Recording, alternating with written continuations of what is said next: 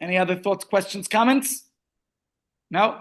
Okay, it says it's setting up for YouTube Live, which means not only those of us participating here in person today or on Zoom will have this share, but this share will be saved for posterity, which means since we are live and alive now, we'll keep our questions just relevant to the topic of discussion, and all other questions, comments are welcome off here. Okay, if you want to give a lecture too, I'll give you a platform to do so, but not during the shiur while we're on Zoom. Okay, so that setting up right now is we are live. Okay, here we go. Let's talk about the festival of Purim. As you can see it on the screen, we'll read a description from Chabad.org about the festival of Purim. We'll unpack it and discuss it as we go along. So it says here as follows: the Jolly Festival of Purim is celebrated every year on the 14th day of the Hebrew month of Adar. Here it says late winter, early spring. That's it depends which region of the world you're in. Here it's late summer. It's before autumn.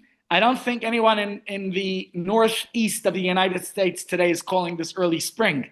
They have been blanketed with snowstorms, and I heard that instead of Shalach Manis, this year they're giving out Shelag Manis, which works better in Afrikaans where the G is a Ch, so it's Shalach Manis, but Shelag means snow. So for those who've been following, they've been blanketed in snowstorms in the U.S., and thank God it's summer here, but I think the cold is seeping through. We've had a shtickle cold night last night. I mean, I guess it's a welcome break from the heat wave, but still.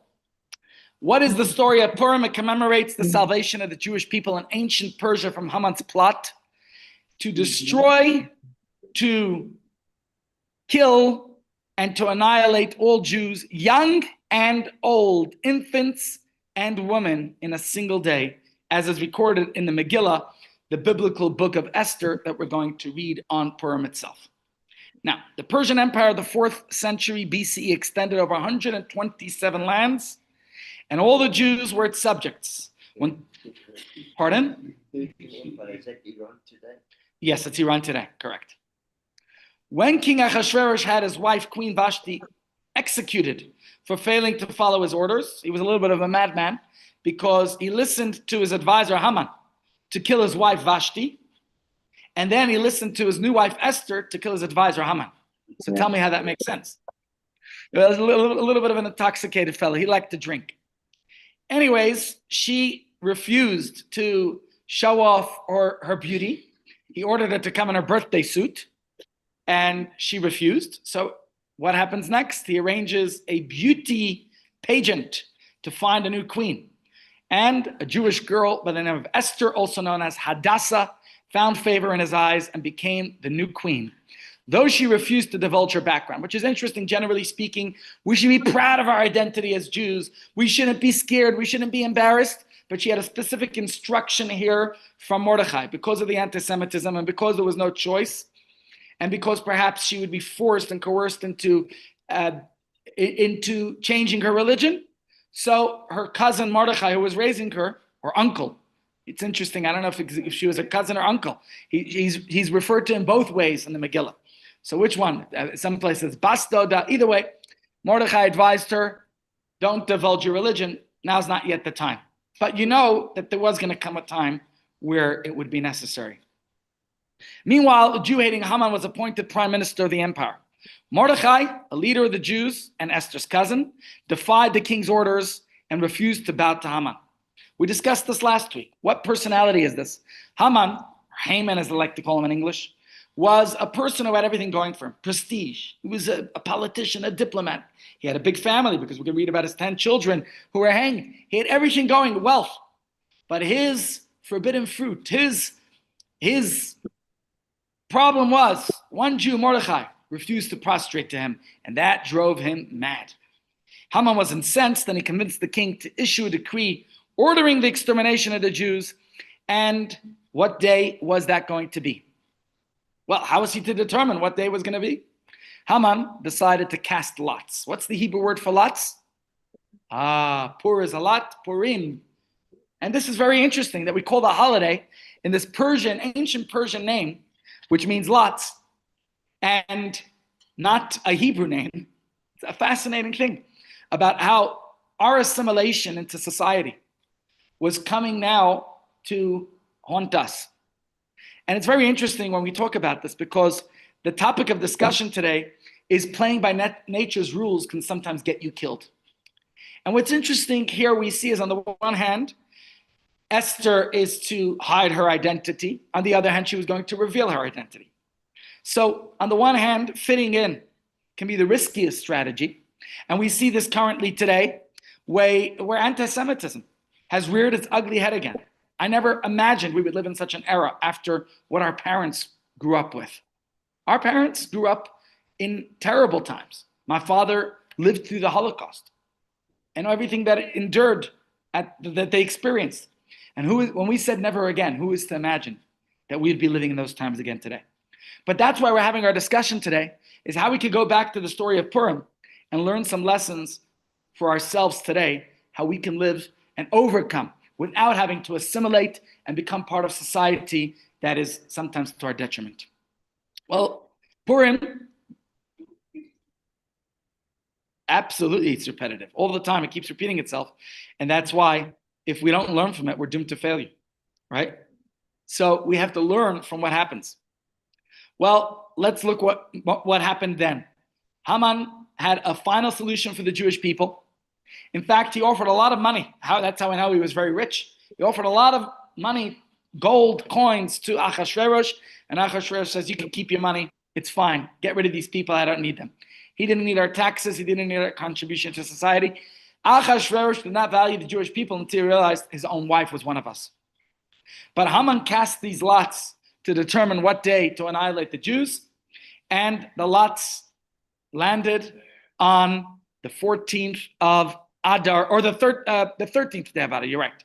13th day of Adar, which we fast on today as the Fast of Esther. Speaking of which, the Fast of Esther takes place next week, Monday.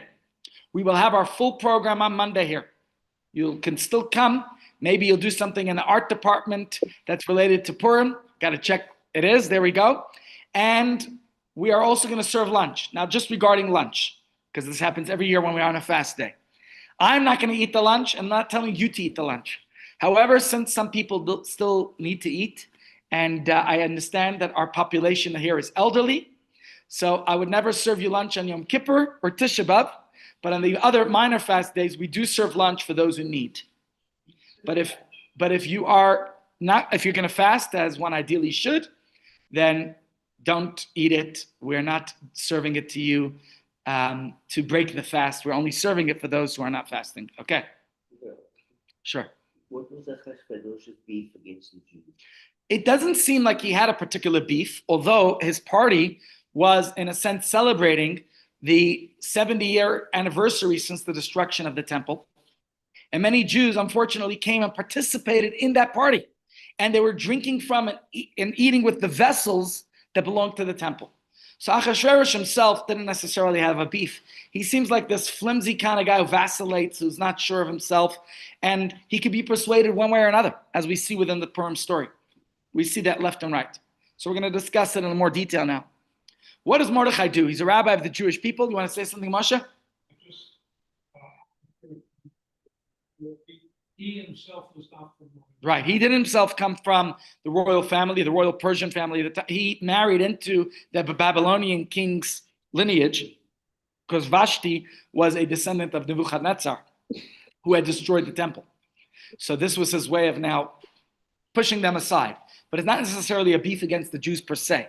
But you see here a man that could be swayed and persuaded in different directions. He's not even sure himself what his problem with the Jews. And that oftentimes is the problem that we find, that people don't even know why they hate Jews. They just hate us. And that's a good prime example. Why did he only not kill Mordecai? Why did he have to kill all the Jews? That's another great question.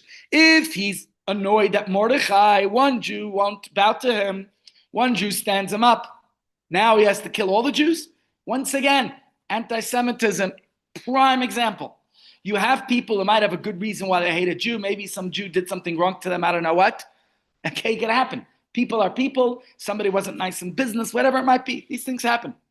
But instead of hating this particular individual who did them wrong, now they go, all the Jews. Now they come up with all these tropes and all these anti-Semitic claims.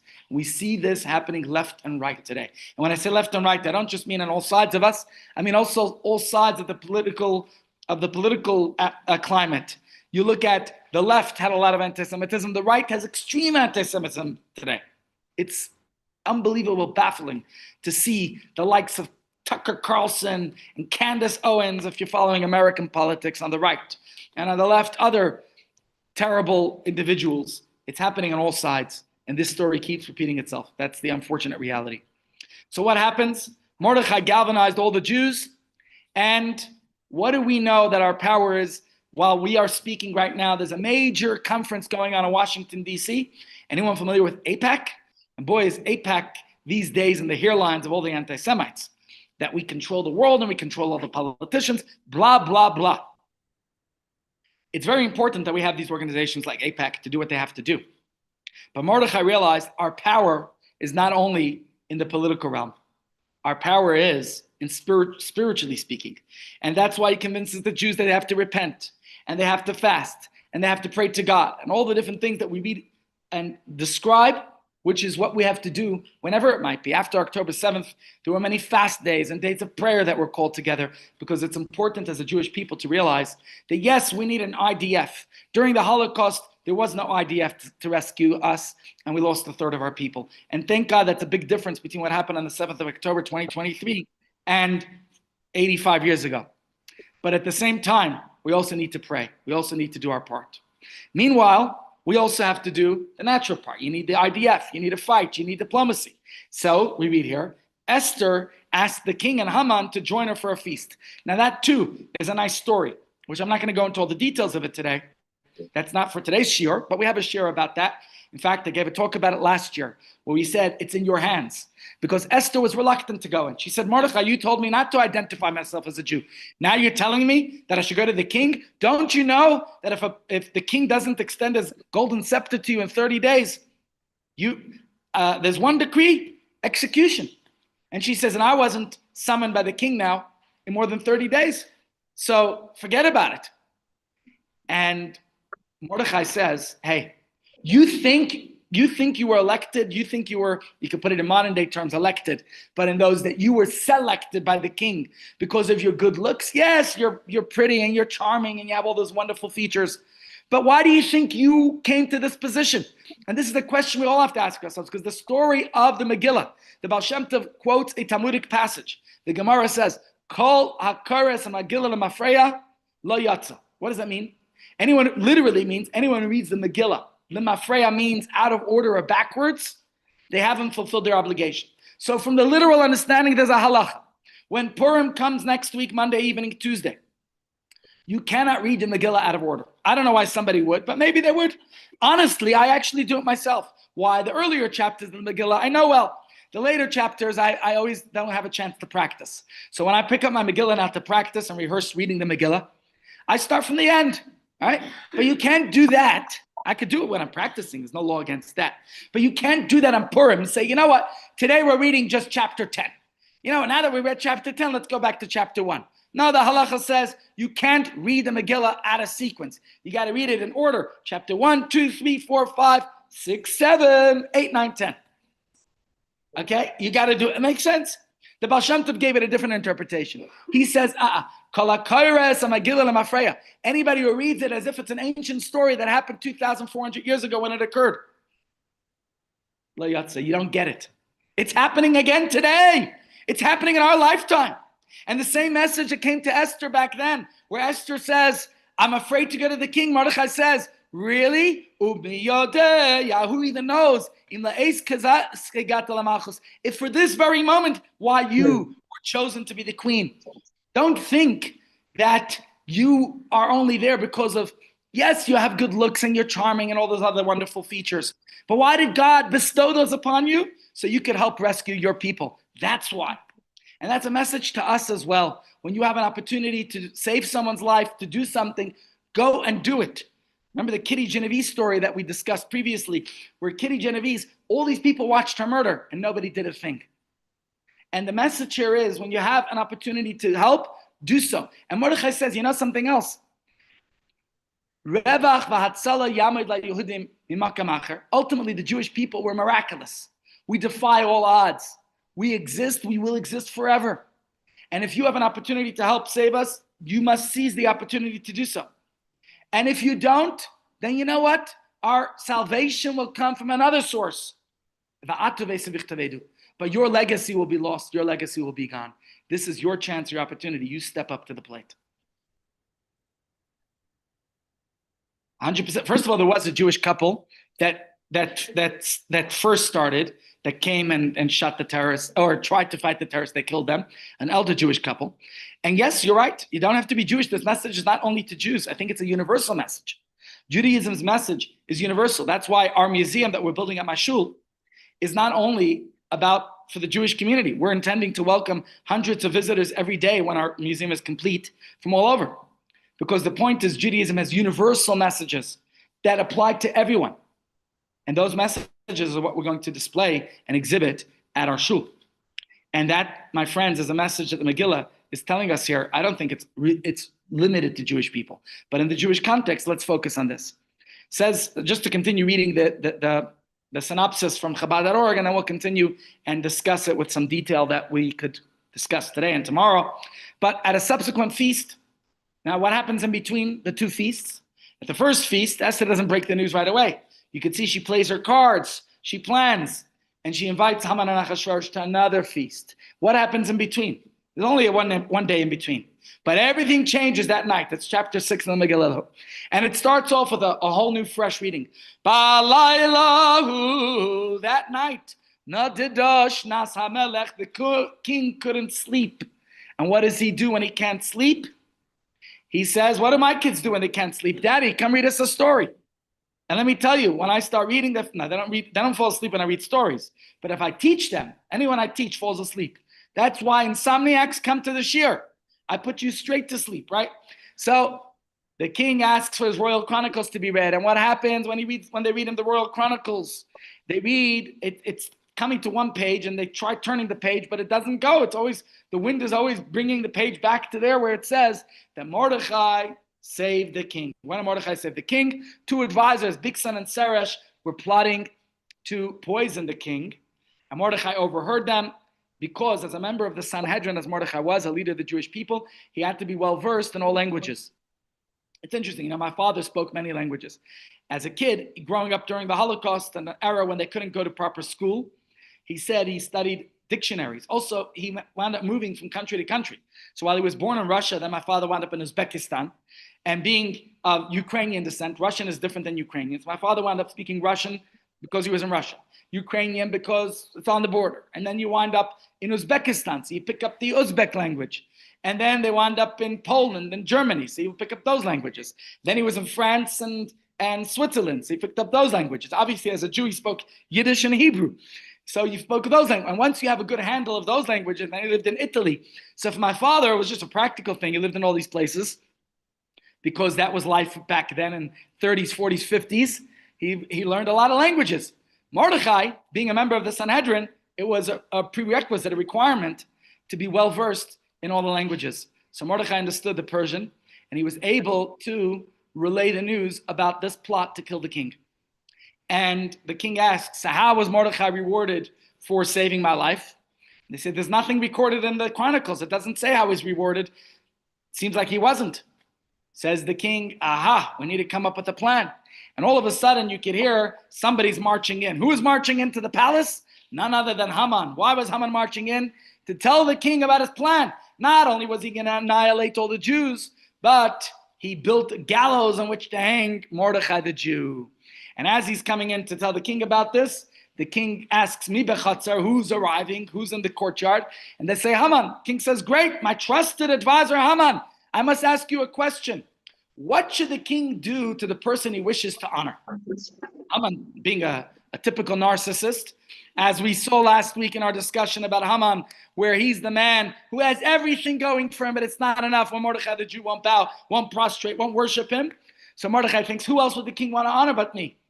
He says, I think the man who the king wishes to honor should be dressed in the royal garments and wear the king's, a substitute crown and he should be led on the royal stallions through the town square by one of the king's greatest ministers, and it should be announced, this is the way this is what should be done to the man who the king wishes to honor.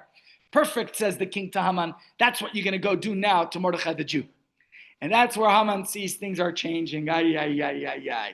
And as he's going, the Medrash relates, it's not written in the Megillah, but it's in the Medrash, that Haman's daughter, looking out the window of their home, figured it must be Mordechai, who was also a minister, who Haman hated and was plotting his annihilation, was going to hang on the gallows. Let's add insult to injury. So she dumps the garbage onto who she thought was Mordechai. Turns out it was Haman, her father.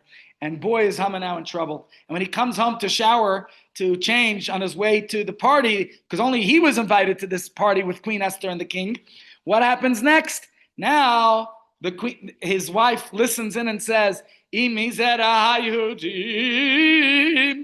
this man, Mordechai, is Jewish, we didn't know, but now she sees what's happening. You're not going to win, she tells him. She knew already what's his prognosis, what's going to happen with him. And he's rushed off to the palace where, of course, it was at this event where Esther reveals to the king her Jewish identity and says, there's a wicked man who's trying to destroy your wife. You like me? You love me? Not just me and all my people. And when Achashverosh hears this, the tables turn, and Haman was hanged.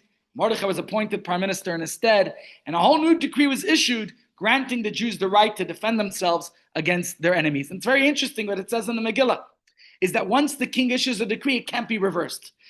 It's an interesting thing. So that therefore the Jews themselves, there had to be a new decree issued that the Jews can defend themselves. Yes, Moshe. Whether Zeresh was punished, I don't know. But when we sing Shoshanas Yaakov, we have a stanza in there. It says, Arura Zeresh Eshes Mafchidi, that she should be cursed. What happened to her? I don't know. But I would say for a woman to watch her husband and 10 children to be hanged, that's quite a punishment anyways. What happened beyond that, I don't know. He took over. He became the prime minister after Haman was hanged. Now Mordechai was placed in his position. Before that, what his portfolio was, I don't know. Don't know exactly, but he had a. It's interesting that the Persians always gave Jews ministerial positions, even today. I met the chief rabbi of Iran. There's about 25,000 Jews living in Iran. As difficult as it is, they told me that life there is not so terrible. That last year we had a whole group of Persian Jews here, and in fact, our chef still lives in Tehran. I mean, our chef, the guy who came along and was doing the cooking, religious Jew, yarmulke, tzitzis, everything. I mean, it's culturally very different than us because they're Persian and they look Persian and sound Persian. When I went to India, I met Jews who were Indian and they sounded Indian. And they, looked Indian and they spoke Indian and they do this like. They have the Indian personality, etc. But from what he told me, they have a good life in Iran. They don't have trouble. I mean, there's restrictions. There's anti-Zionism, which is certainly anti-Semitism, etc. But definitely, they told me that their life is not necessarily as bad as others make it out to be. But unfortunately, they're oftentimes accused of treason. They're accused of all kinds of things as if they're Zionist spies and yada, yada, yada. Anyways, we know that now on the 13th of Adar every year, let's go back to that year. On the 13th of Adar, the Jews mobilized, they killed many of their enemies. Those who wouldn't put their arms down, those who felt that they want to fight the Jews were able to defend themselves. And then on the 14th day, they rested and celebrated. But there was one place where it took one day longer. Which place was that? In the capital city of Shushan, they took one more day to finish the job. Hence, your question was not so far off when you asked if Purim is Tuesday or Wednesday. Wednesday is called Shushan Purim. And in fact, in cities where there were walls from the times of Joshua ben Nun, the rule is that Purim is celebrated on 2 days, not just on Tuesday, but on Wednesday, and they read the Megillah and they give Shalach Manas and they do all the celebrations in those cities. Which cities practically are like that? Yerushalayim, maybe, I'm sure there are some other cities in Israel, maybe. Jericho, I don't know which other cities have that. If you're familiar with Israel, I think in Shushan itself. But what city is Shushan today? Is there a city called Shushan? Does it exist? Or is it only an ancient city today that's gone? Either way, in Shushan, or cities that have walls like Shushan, shouldn't Joburg be like that? We're also a walled city, so maybe we should also celebrate Purim on Wednesday too.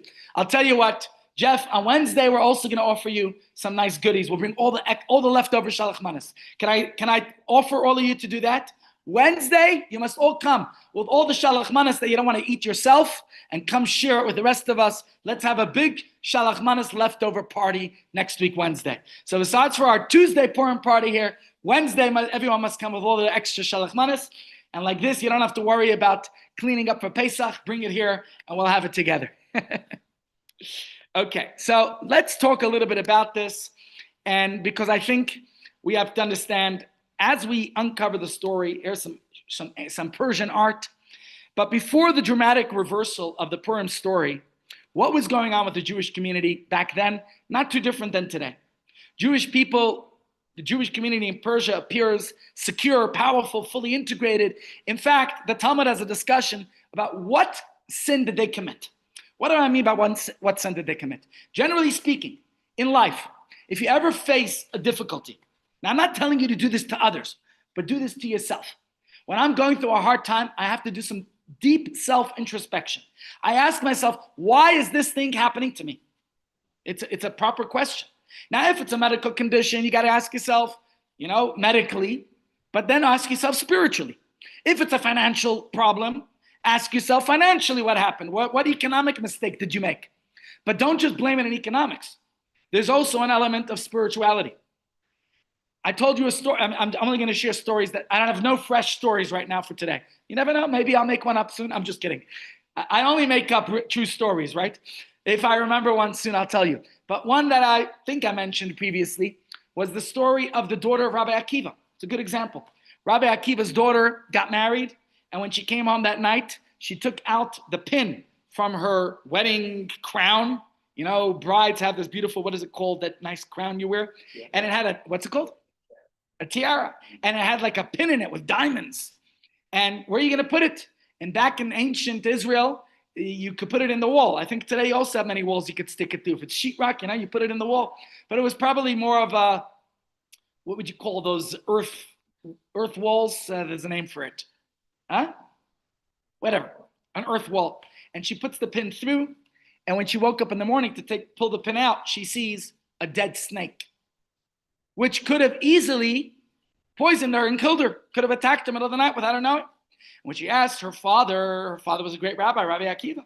She said, wow, well, look what happened. Her father said, you must have performed some great deed yesterday. What did you do that made you deserving of your life to be rescued, to be saved?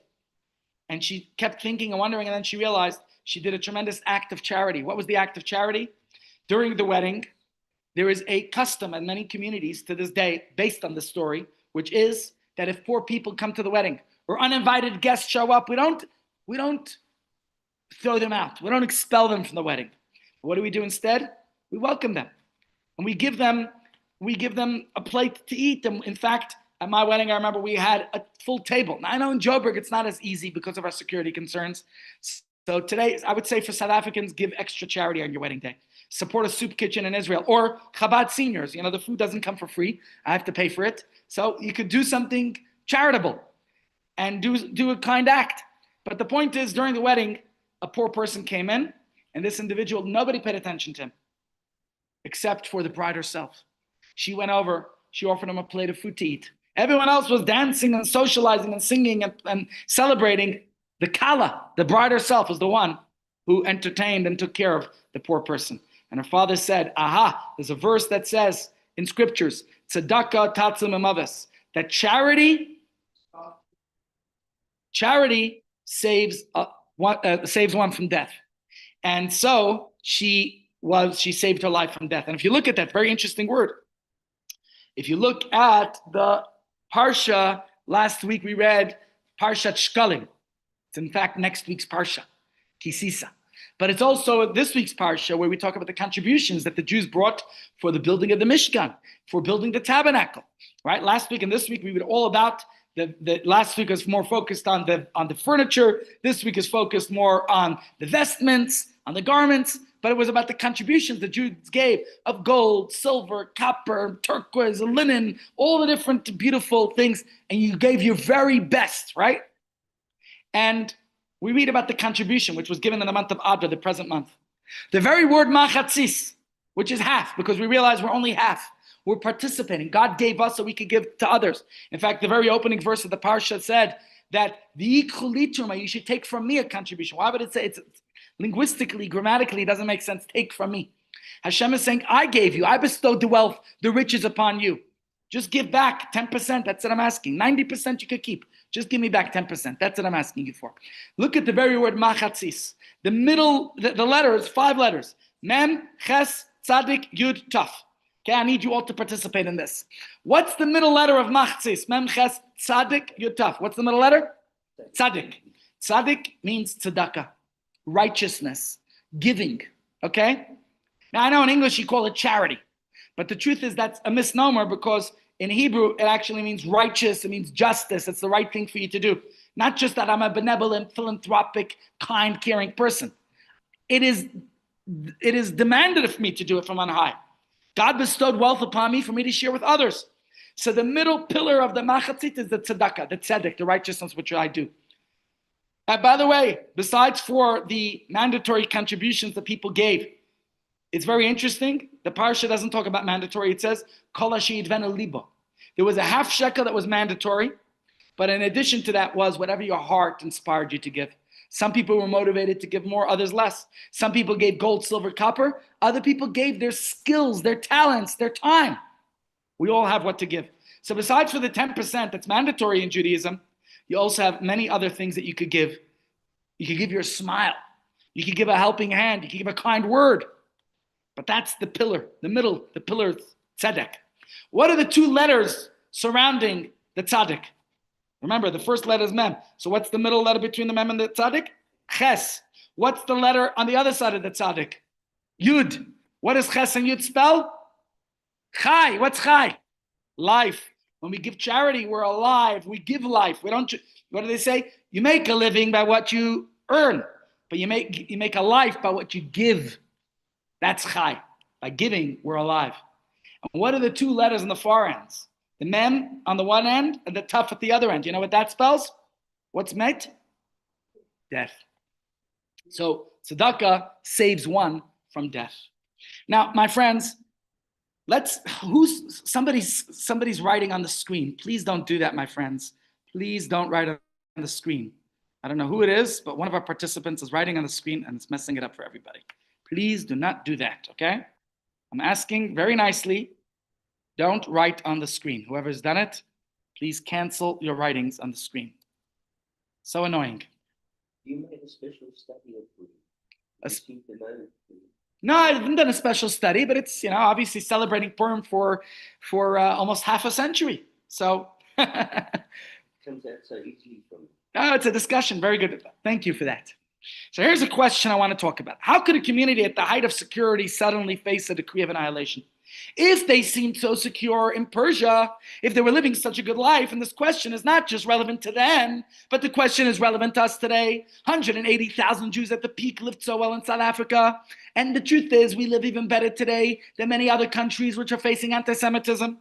But remember, there was a regime here that was a bad regime, but I had good relations with Israel. And today, I think we have a regime which is also a bad regime, but has terrible, hostile relations with Israel. And let's put that aside. America, the Golden Medina, Israel's best ally. You know how much anti-Semitism is going on in America today. How the tides have turned so unbelievably. This very same question. How could a community at the height of security, whether it's the community in Persia back then, or the community today around the world where Jews live in so many countries that were guaranteed security and safety. Look at Canada. Look at so many other places. Look at Europe. What's happened? How did they suddenly face decrees of annihilation? Anti-Semitism is skyrocketing around the world. What caused such a dramatic and devastating change back then? The reversal. And what is it today? And let's look at the Talmud story. So I'm going to read it in the Gemara. Talmud, Megillah 12a. Megillah is actually a very short tractate, but it's worth learning. And here is what the Gemara says. Shaul Talmidav es Rabbi Shimon Bar Yochai. The students of Rabbi Shimon Bar Yochai asked him, for what reason were the Jewish people in that generation deserving annihilation? What happened? How did things change? How did the tide change for them? Amar lahem, Rabbi Shimon said to them, Imaratim, you tell me. Don't just turn to the teacher always. The Rebbe in his very inaugural address said that Chabad is not going to, as the leader of Chabad, I'm not going to, do everything for you. You have to do it too. That's why Rabbi Jonathan Sachs spoke about the brilliance of the Rebbe, that he didn't just create a movement of followers, he created a movement of leaders. And you see this here from the author of the Zohar himself, Rabbi Shimon Bar Yochai, who gave us Kabbalah. And what does he say? He turns to the students, you tell me, what do you think? Amrullah, they said to him, because they enjoyed the feast of that wicked one, Achashverosh. So your question before about Achashverosh, he's a wicked man.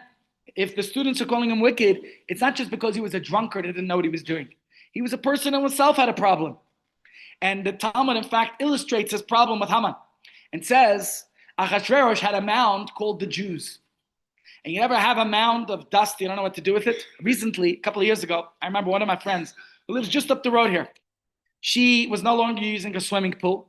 She had her grandchildren coming over, and she felt that the pool was a danger. If you don't have the pool properly fenced and all that. So she said to herself, I need to fill the pool in. I remember getting quotes, and it's very expensive to fill in the pool. All of a sudden, she got very lucky because somebody else on the street was doing a renovation, and they were doing a big excavation.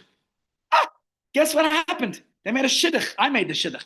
The person who was doing the renovation, I said to them, why don't you, instead of taking it and paying for dumping, what they charge to bring to dump at Ethel Gray Park, if you want to dump there, hefty fees.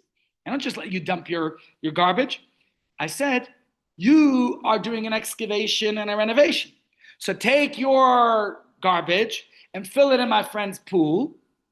And guess what? My shidduch worked very well. Okay? That's the same shidduch that happened, the Talmud says, between Haman and Achashverosh. Achashverosh didn't know what to do with his Jewish problem. Haman had a solution that he was going to annihilate all the Jews. Achashverosh said, go ahead. I have a mound, you have a ditch. Let's fill each other. It's a good deal. So Achashverosh wasn't sure what to do with the Jews. Haman came up with that solution. And in Europe, in the 1930s, there were many people who thought like Hitler. Hitler was just the first one to take action. But you saw anti-Semitism rearing its ugly head there as we're seeing it again today. And something has to be done. I don't know what it is. Maybe our next discussion tomorrow could be about that because it's very relevant to the Purim story. But either way, today we're going to address it from a specific angle. And Rabbi Shimon Bar Yochai answers back to his students. He says, "Im kain shebeshushan yahargu." He said that might be true for the people in Shushan, but those in the rest of the world who did not participate in the feast of Achashverosh, why should they have been killed? This was a decree across 127 provinces or countries that was the ancient Persian Empire. So Rabbi Shimon Bar Yochai, who lived half a millennia later, 400, 500 years later, he says, I understand if you tell me that the Jews went and ate treif and drank wine and used the vessels of the Holy Temple and everything they did at Achashverosh's party. Why, spiritually speaking, did I ever conclude my point about spiritually speaking? I'm going to have to get that point again, because that was our question here. What's the question that we always have to ask ourselves whenever something wrong happens in our lives, as the Jews were doing here? Why is this happening?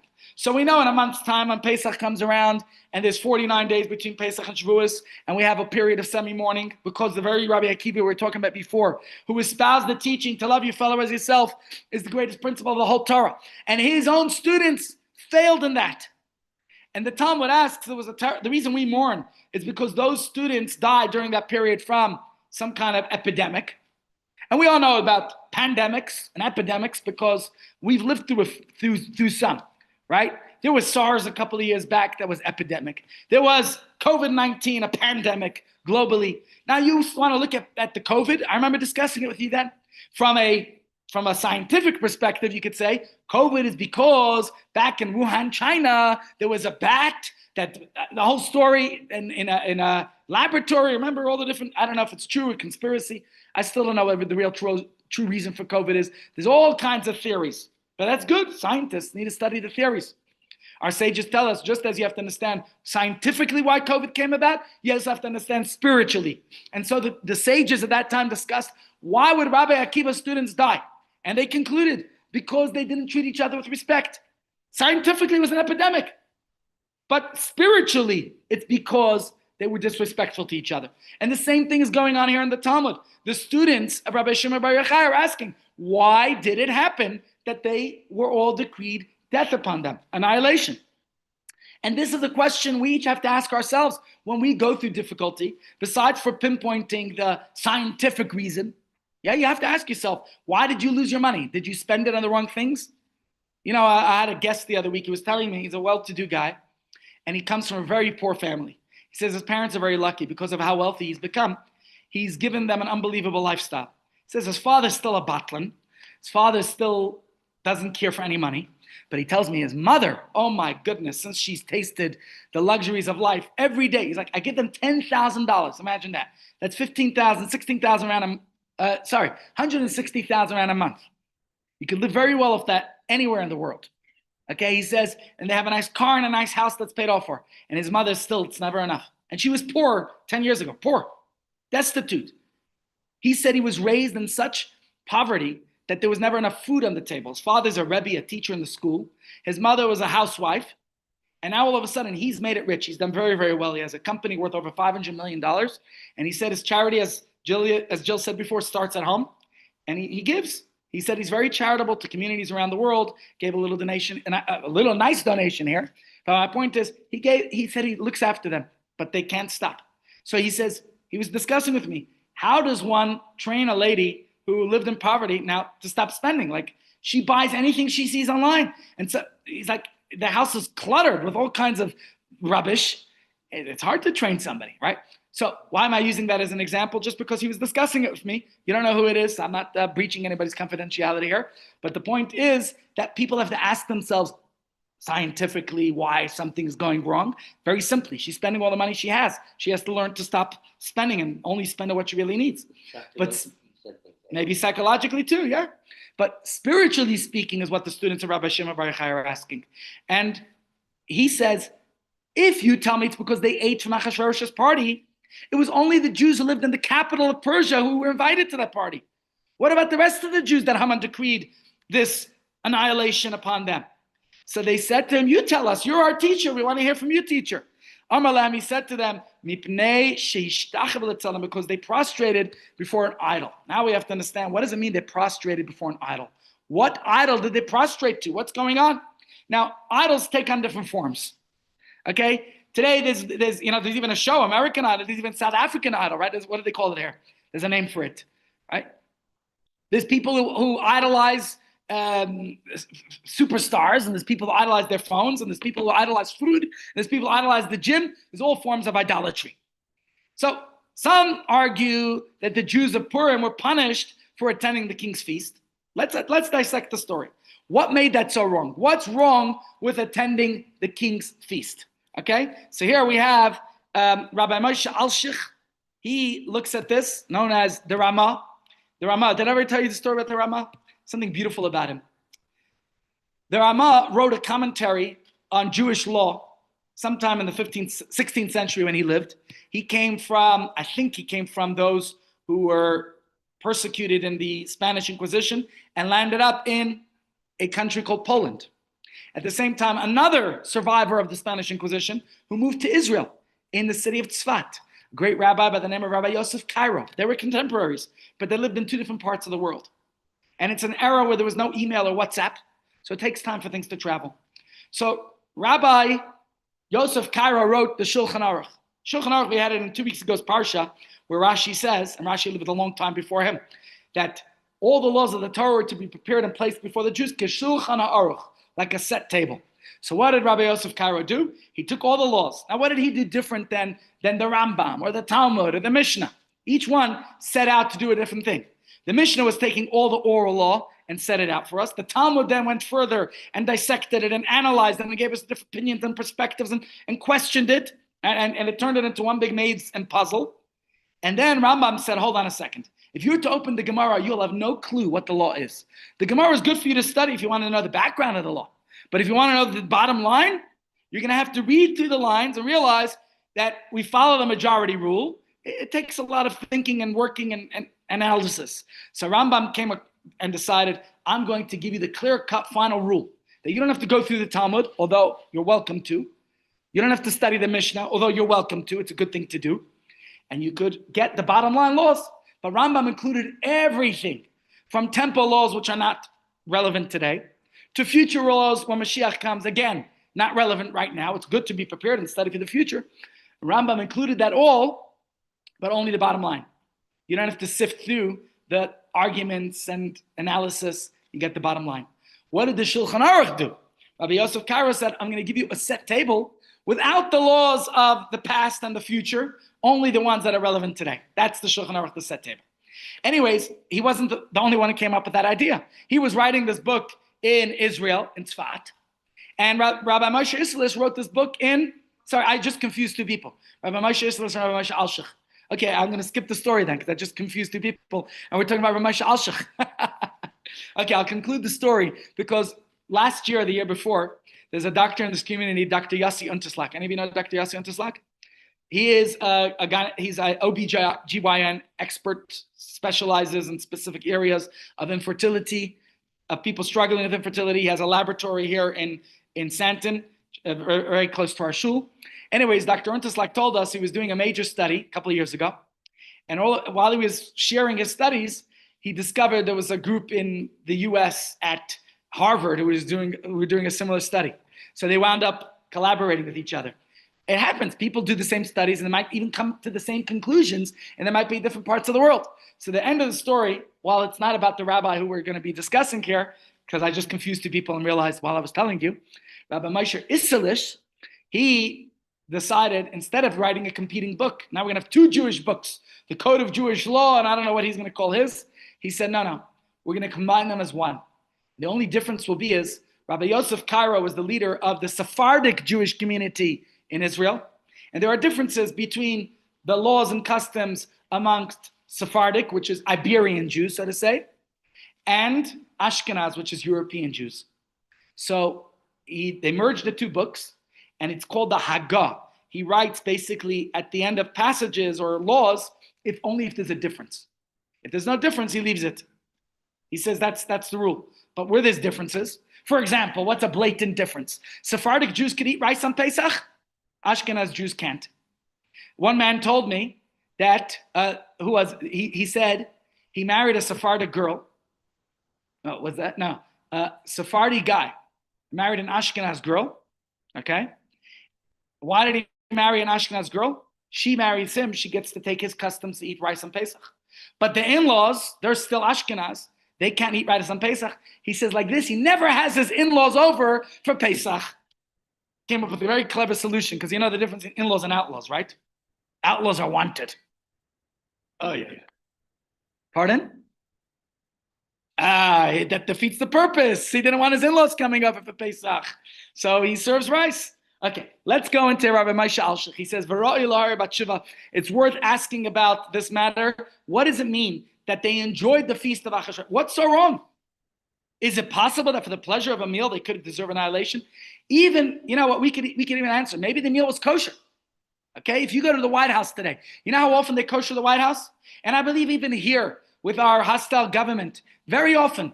I have friends, you guys know a few people who are in politics here, from Daniel Shea, who's a local councilman, to Jack Bloom, who's a member, who's a parliamentarian, he's a member of the DA, to there's so many others, right? And if they want kosher food, they order them kosher food. I once flew with Jack Bloom somewhere, okay, and he had a kosher meal on the plane, was paid for by government. He was flying in government business. They even put them in business class. And I was flying in economy. They gave him a kosher meal. I've been to government events that were kosher catered. So maybe Achashverosh was nice and did kosher catering. It's very possible. You remember the good old story I told you? I have to repeat a good old story. The story about Rabbi Marvin Heyer. Do you guys know that one? I told it a couple of times over a few years ago. You heard it directly. Maybe you should tell the story. You know better than I do. In Canada, royal, Was it in Canada or was it in Buckingham Palace? Oh, okay, but he lived. I know he was the rabbi in Vancouver. Today he's in Los Angeles. He's the head of the Simon Wiesenthal Center. But before he became the head of the Simon Wiesenthal Center, while he was living in Vancouver, he was the he was already involved with Simon Wiesenthal, and Simon Wiesenthal, as you know, was a Nazi hunter who was a survivor of the Holocaust. I think he was a Mauthausen. And after the war, he decided he was going to bring justice to the world, and he's opened up centers. If you followed my Israel trip, I had to go to the Simon Wiesenthal Center of Tolerance because I've been watching that place go up for 25 years. And finally, I saw the building up, but I couldn't go in. There was a private function. So I didn't make it inside. On the next trip to Israel, please God, I'll make it in. I have a wedding on June 1st, and today I was just invited. A congregant of mine is getting married end of May. So please God, I'll get two weddings in one when I do my next trip to Israel. Two congregants getting married in the Holy Land, and I'm looking forward to that. So if any of you want to jump along, I'm still working on that seniors trip, but even if it's not an official seniors trip, you want to jump along, come along. Anyways, back to Rabbi Marvin Hier. He was invited to this royal event that was being attended by the king, by Queen Elizabeth and her husband, Prince Philip. And at this function, he asked to request it, or maybe it was offered to him. I don't remember the details. If you remember it firsthand. First of all, this was by Hire, extended, told their own. How many years ago was this? 70. This is back in the 70s. How old is Rabbi Hier today? Maybe his late 80s? He says he came with a sack lunch, kosher food, wasn't catered for him. And on the before going into the hall, he saw one of his veteran from the Shiva, who's now a prominent guy in the Canadian Parliament. I thought he was a barista. Okay, yeah. He looked at Embarrassed. He says, I'm ashamed of you, I'm embarrassed, you're going to bring that in? Yes. So he says they came in, and the custom was that the Queen and Prince Philip sat in one place, and after each course, everybody switched places so that during the whole evening, somebody be sort of close to where the king and queen were. So every time they moved, he picked up his sack lunch and put it on the next plate. And meanwhile, his friend was seething. At the end of the whole thing, as Queen Elizabeth was going out, they went to double shura to let the queen out. And she deigns to say hello to whoever she wants to. Anyway, she passes this upper who's in the Parliament, almost walks past Morgan Hier, stops, walks back, and says, "Excuse me, I saw you with your bag and lunch." Had a whole conversation with him, and just show that it is uncompromising, not ashamed of doing what's right. I heard one more line to the story. Again, I don't know if it's true because I never heard it directly from Rabbi Hier. But here's the line. And to me, this is a kicker. When this chaver, who I heard was a barrister, a big macher, and he was also Jewish, and he gave the rabbi a hard time for bringing his own lunch. So now he also came to join the conversation because as the rabbi was talking with Prince Philip and Queen Elizabeth, and now there was like a whole circle of people gathering around, he also gathered over.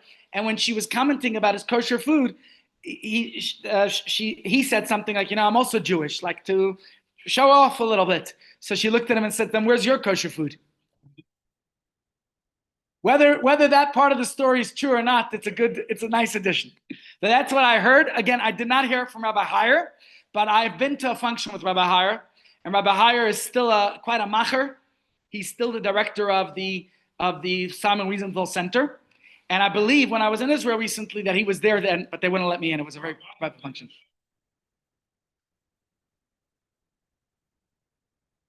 Really? Interesting. Well, Rabbi Berel Wein, alav hashalom, just passed away. Let me tell you one of the best lines about Rabbi that happened right here with Sharon, who just walked by. So Sharon, as you know, works here at Chabad. I love Rabbi Wein. I met him many times. I love listening to his series. But he was a little bit Hasidically challenged over his years. Let me just put it that way, mildly. Okay?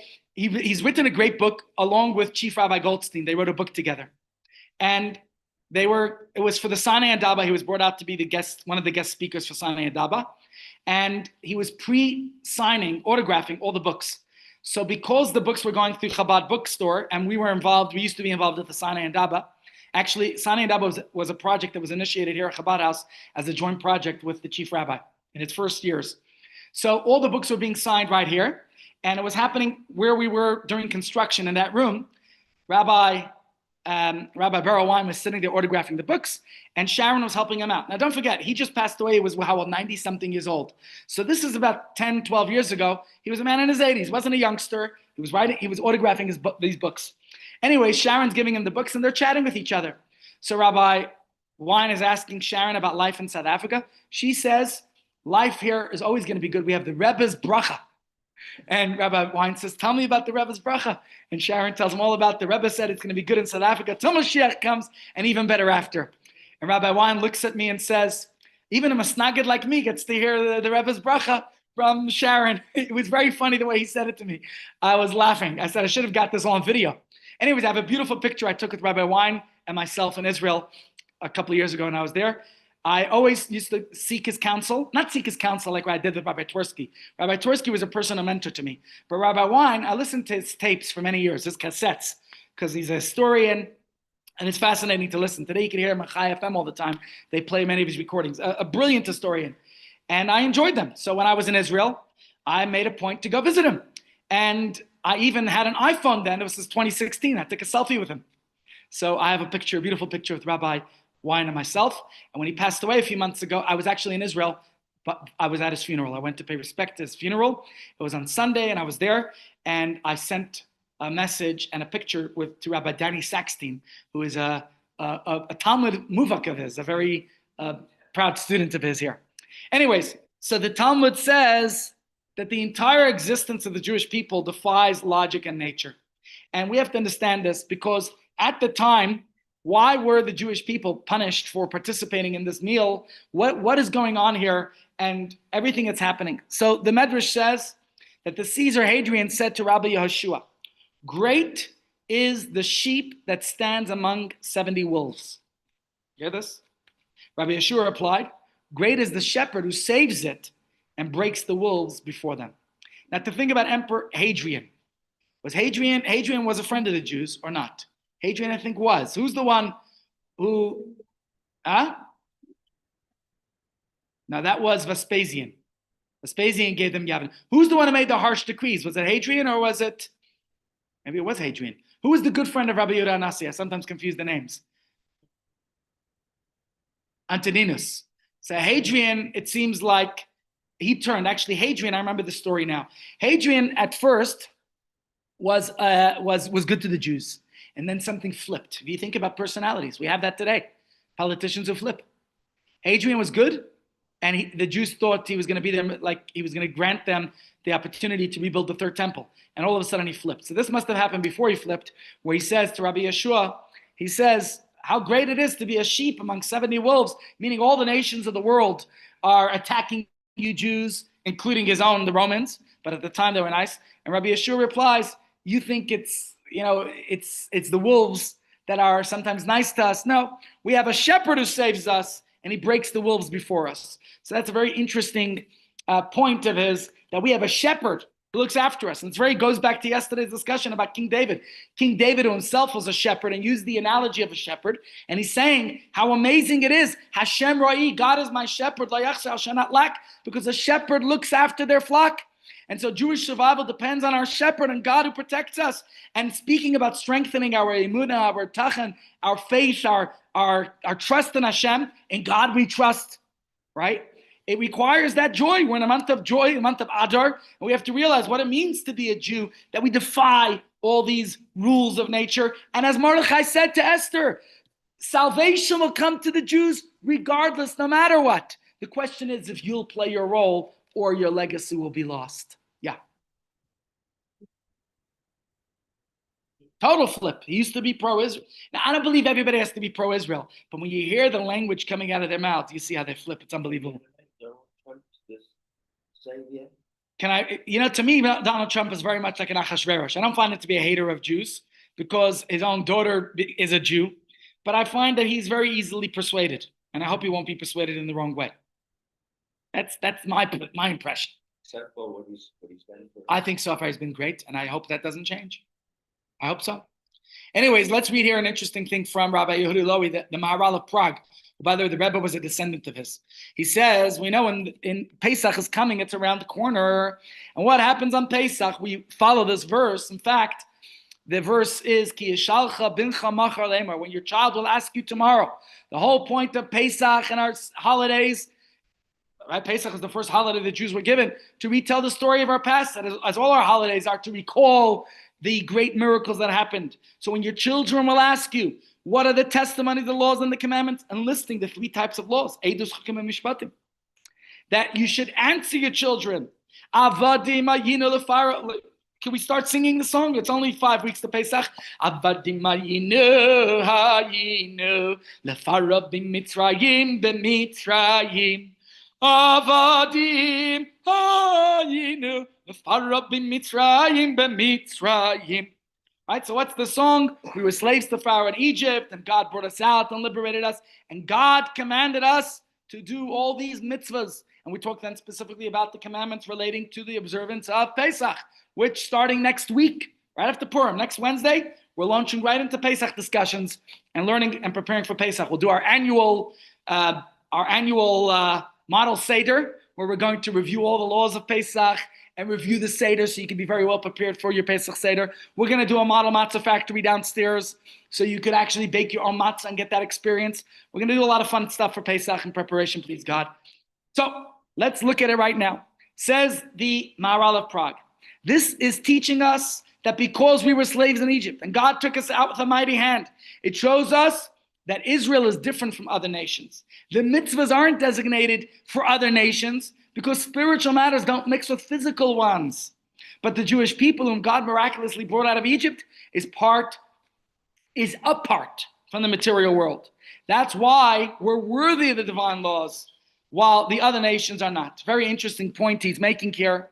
Our history, especially the Exodus, shows that we're a nation that transcends nature. We're a nation that is not bound by the laws of nature. Naturally speaking, our people should have long been gone.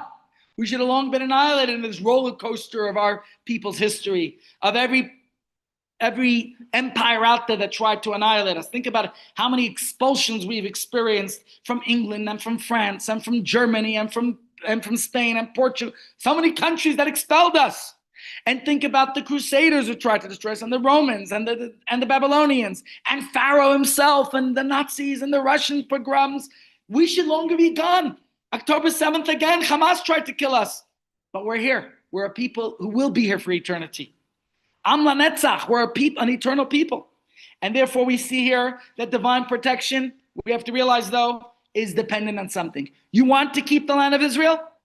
The land of Israel is dependent on, even the anti-Zionist Jews know this, at least the religious ones. What they say is that if you're going to be secular in Israel, if you're going to be anti-religious in Israel, for what purpose do you need Israel even? You want to be like the rest of the nations of the world? Then you want to assimilate in society? You're losing the whole point and purpose of why you even have Israel. Divine protection is not automatic. If we abandon our trust in God, then leaves us subject to natural consequences. And God forbid, we are prone to the attacks that the world has upon us. And therefore, we have to realize that, what did I just skip here? Let's read here. Here is something very important, a teaching from the Rebbe. The situation of the Jewish people among the nations is sometimes such that their existence is a miracle, beyond the natural order. It's like a sheep standing among 70 wolves, as we saw in the teaching from Hadrian. There's no natural place for its survival. But by God's grace, the great shepherd, he saves and protects them with miraculous supernatural guidance. However, this only applies when the Jewish people are under special divine protection. In that case, the 70 wolves can't touch them. This protection is maintained as long as our behavior reflects trust in God, relying on Hashem to save and protect us. But when we reject God's protection, when we behave in a manner like we want to be like the rest of the wolves, and where do we see the story of the wolves reflected? We see 2 stories of wolves with Rabbi Akiva and the Talmud. Who remembers the 2 stories? Yes, wolves and foxen. Are they not the same family? So the first one is where the sages are crying because they see foxen roaming on the Temple Mount. What does Rabbi Akiva do? He laughs. He's laughing. He's rejoicing. They say, "Why are you crying? Why are you laughing?" He says, "What do you mean?" They say, "Crying. Of course, it's the sight of our destruction. Look at the ground zero. Look what happened here. Rabbi Akiva says, that's why I laugh, because I see that just as the part of the prophecy of the destruction has come to reality, to fruition, I realize that the redemption too will come about. Then another story with Rabbi Akiva and a sly wolf. Where was that? The fox, sorry. By the riverbank. It's a parable. One of his colleagues asked him, why do you risk your life to preserve Judaism, to teach Torah? Don't you know the Romans are going to execute, they're going to persecute you for this, which they did. They killed him. Said Rabbi Akiva, I'll tell you a metaphor of a fish that is swimming in the river up and down and back and forth, and the fox comes over and says, little fishy, why are you so nervous? What's the matter? And the fish shows with his fins, look at those fishermen, they're trying to capture me. So the fox says, come to me, I'll take you to safety. And the fish looks at the fox and says, are you so clever indeed? Don't you realize that if in the water my survival is perilous, is it struggling, then out of the water you think I have any chance of survival? Said Rabbi Akiva to his colleague, for us as a Jewish people, the only way we will endure and survive is by being connected to the Torah, which is our water, which is our oxygen. Without it, we'll surely perish and die. As you could see blatantly, Jewish people have abandoned their Judaism. Whatever happened to them and their families? Long gone. So that was Rabbi Akiva's connection. Perhaps in that story, the Rebbe says, these wolves represent the nations of the world. The fox saying to the fish, come out with me. When the sages were crying, they see the wolves trying to distract Jews from their Judaism. Say, assimilate into society. Abandon your ancient rituals and spiritual things. Come to us. Forget about it all. And Rabbi Akiva laughs. Why does he laugh? He says we could only continue and preserve Judaism when we have the Torah, which is our water and our oxygen. And not in a sad way, lugubrious, melancholy, morose, depressed. Oh, you look at this horrible Holocaust. It is sad. It is tragic. There was a rabbi who once wanted to describe how bad assimilation is today. So he got up in the congregation, big shul in New York City, and he claps his hands. Every 5 seconds, he claps his hands. And he says, each time I clap, we're losing another Jew to assimilation. So one of the old ladies in the shul says, so stop clapping, Rabbi. Yeah. Well, we love you here. What? You know what happened to the killing of the people who were celebrating the music festival? On Simchas Torah, October, yeah. Yeah. Is that not because of our ways? You know what? As I prefaced earlier, I gave a disclaimer. I said, well, we have to ask ourselves, why did this happen to me? It's not for me to ask about why something happened to anyone else. I leave that for the leaders. Of course, as a Jewish people collectively, we have to ask ourselves, how did October 7th happen? Were we all good? Forget about the Nova Festival itself that was happening on a Yom Tov and on a Shabbos. We are the fences. And physically, what happened to our fences that were not being defended, etc. How easy it was to breach them, all that. So, from a military perspective, Israel has to ask itself questions. And yes, spiritually speaking, we also have to ask ourselves questions. But I'm not the rabbi who's going to ask those questions. Even the Rebbe said, "I'm not going to be God's attorney for the Holocaust." The Rebbe said we can ask why the Holocaust happened, and the Rebbe said, "Dare we say because Jews assimilated and were secular?" There were many great rabbis who said that. There were many rabbis who said the Holocaust happened because Jews were assimilating. And the Rebbe said, how dare we say such a thing, that 1.5 million innocent children died, perished because of assimilation? So on the one hand, we have to ask ourselves that question.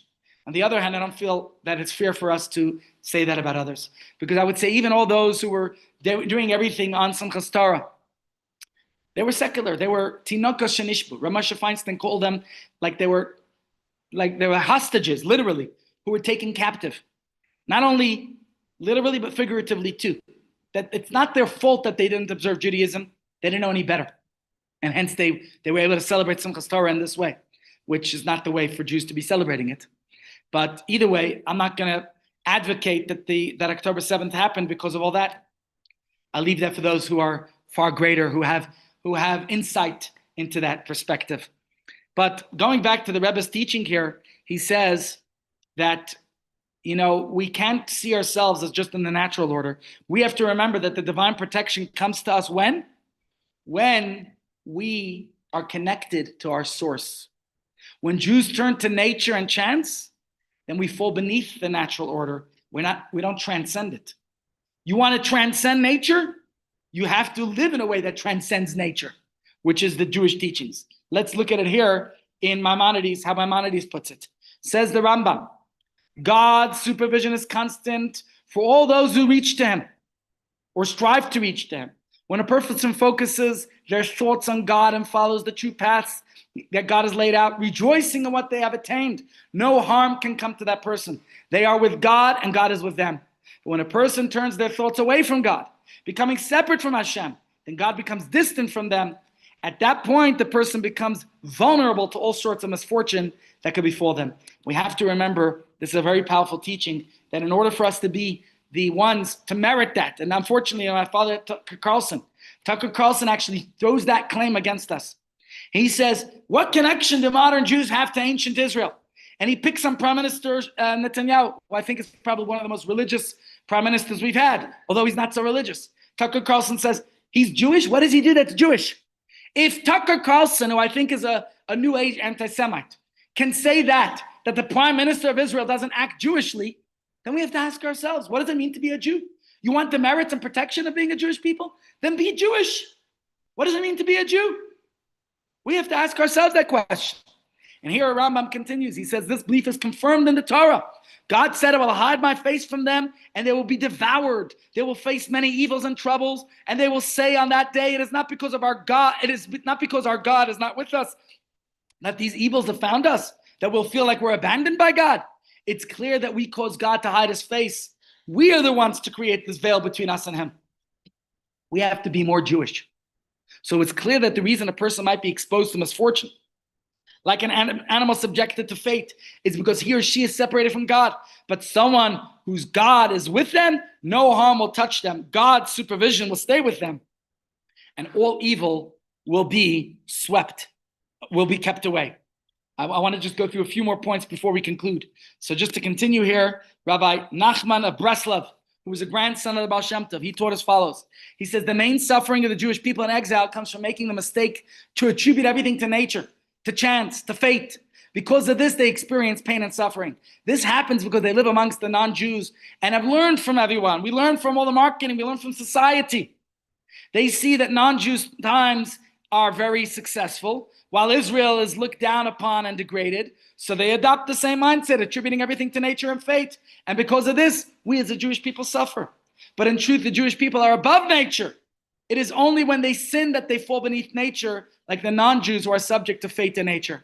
So Rabbi Nachman of Breslov is teaching us a very important lesson, that we have to create a vessel for God's blessing in our life without mistaking the vessel for the source. Yes, God will bless you in all that you do, but you have to remember that it's God's blessing.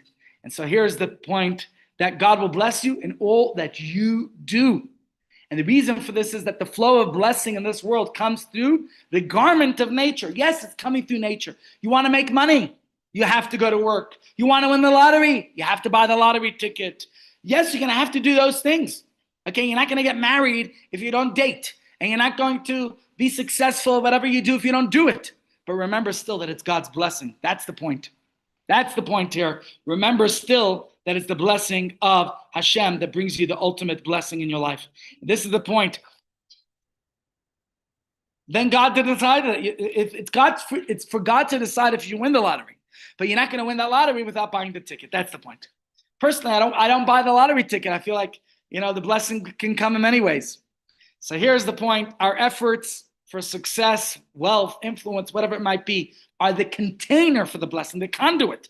But the success depends on recognizing what's the source, not overvaluating the container. And what's the source of our blessings? Almighty God. And so the Rebbe asks this question here. Did you know what it is like when someone runs a business without realizing that it's God's blessing that brings success? It's like someone who spends all their energy sewing little pouches to hold money, but doesn't actually do anything to earn it. That's what it's like. You can't win the lottery without the lottery tickets. The previous Rebbe, when he was visiting America in 1929, the story goes that he went to visit a tailor who came from the old country, who did very well, was very successful living in New York and making a name for himself in the fashion district. And the Rebbe came to visit him. So he says, Rabbi, you want a donation? I'll write you a check. And the Rebbe says, no, I didn't come for a donation. I came because my button fell off my jacket, my kapata. I need you to sew it. He looks at the Rebbe. He says, really? You came all the way from Poland? He was living in Warsaw at the time. Came all the way from Europe to come to me. There's no tailors in Warsaw. You had to come to me in New York to sew the button for you. Aha, says the Rebbe. You think God put you in this world so you could just be a tailor? So you should just be making money and sewing buttons? Of course, that's your conduit for the blessing. But don't forget the source of your blessing. God didn't send you here to just make money. There's other purposes in your life too. Stop getting stuck in the wrong place. And so the answer to our questions today, my friend, is the community trusted political power and assimilation for security. They attended Achashverosh's feast thinking that's what's going to bring them glory and honor. By relying on the container instead of God, they became vulnerable, causing the sudden crisis at Purim. So the Rebbe is saying it's not the problem that they attended the Purim party. You want to go there because you're building political ties? Go, Gesundheit, no problem. But remember still that this is not your source. That's not going to bring you your blessing. Remember that the source of your blessing is Hashem. Relying on surrounding culture for success makes us vulnerable. Don't forget the source of your blessing. Yes, we need AIPAC. AIPAC will build bridges and will support politicians and will do everything to strengthen the alliance of American and Israeli political matters. But that's not enough. Remember, prioritizing God is what brings us our blessings. Of course, we need an IDF, and we should do everything we can to support the IDF. But we also need people to pray and study Torah and give charity and do good deeds. That's the point, and that's the lesson I wanted to leave you with today, that everything we receive is from the Master of the universe, and not to forget the source of our blessings. Yes, you have to create the conduit for the blessings.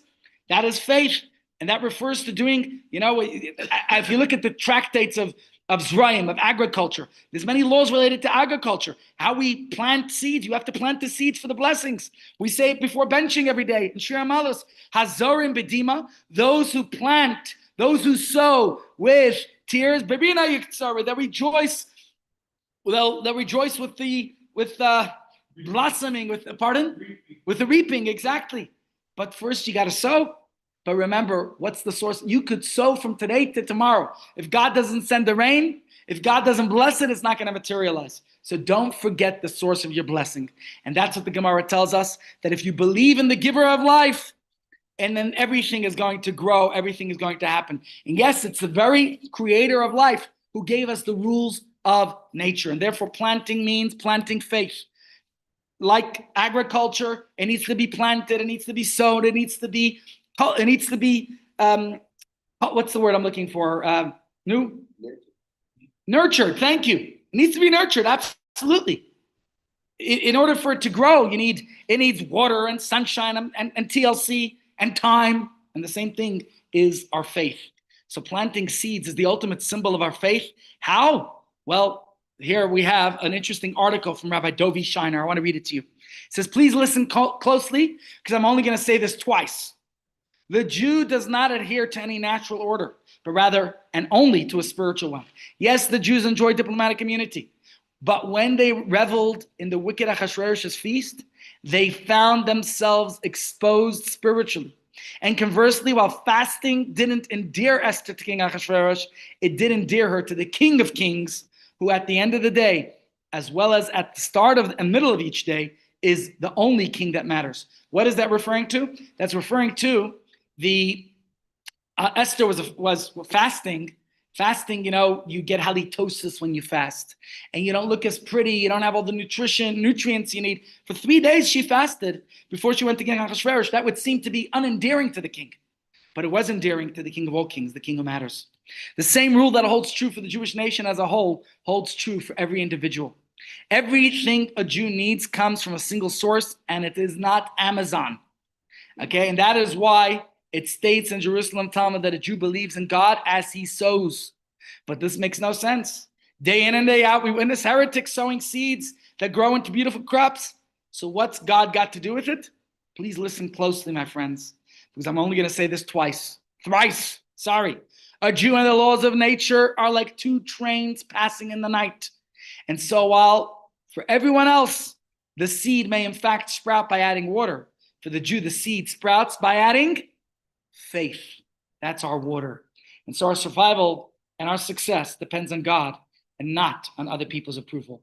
That, my friends, is the message and lesson that I wanted to share with us all today, that we have to sow those seeds. We have to plant the faith that we have, and therefore, and thereby, we will merit that our Judaism is one that if we're unapologetic about it, we're going to be proud of our Judaism and prioritize God and the Torah over all other opinions, then we'll see that ultimately what the security and success that comes from God, not from worldly approval. The story of Purim teaches us that prioritizing Hashem, our Judaism, over human power is what protects both ourselves and our community. So while we're all grateful to the CSO, and while we're all grateful to the IDF, we realize that ultimately our protection comes from our Torah study, from the mitzvahs we do, and from being proudly Jewish unapologetically. What's the question? That's an age-old question. Why do good things happen to bad people? Why do bad things happen to good people? Yeah, but he regained his belief. And he was a great believer by the end of his life. No doubt. It's not easy. I confess, I accept that it's not easy. Ladies and gents, please enjoy some lunch and then come downstairs to Pak Shalach Manas.